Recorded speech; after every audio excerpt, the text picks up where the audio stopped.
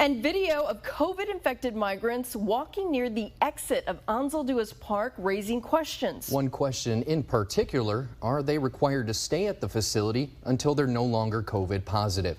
Channel 5's Monica de Anda following this for us tonight. Monica, you've been there pretty much the last 2 days. Have you seen any migrants try to leave the park?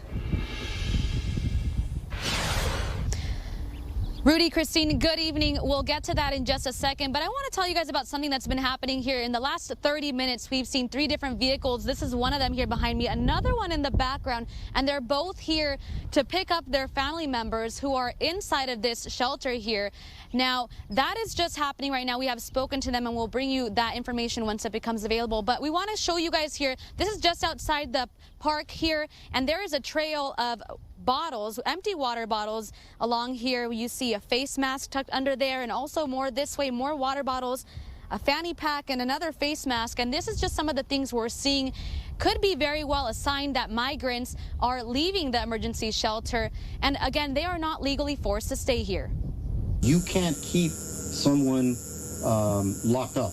I'll just use that word. You know, you can't force somebody not to leave a locale. So we're doing the best that we can with that. McAllen City Manager Roy Rodriguez making it clear they don't have the authority to keep migrants isolated at this pop-up shelter until they test negative, because they've already been processed by CBP. Essentially, when they're in a shelter, they're already released. They already have permission to be in this country. Meanwhile, they're waiting for their case. Daniel Diaz, Director of Organizing with Lupe, says it all comes down to responsibility.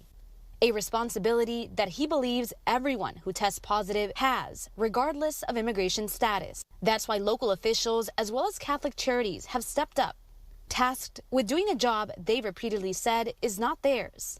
We have the same mindset, and that is to ensure that our community, that our citizens are safe, as well as the immigrants. We've always treated the immigrants as any other person that's in our community with dignity and respect.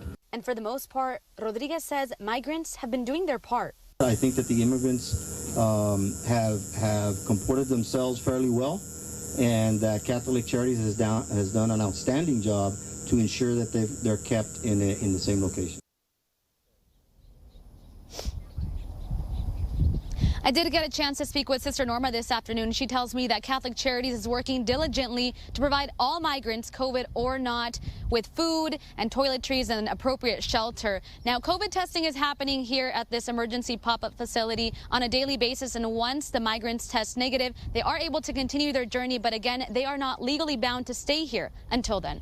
Reporting in Mission, Monica de Anda, Channel 5 News at 6.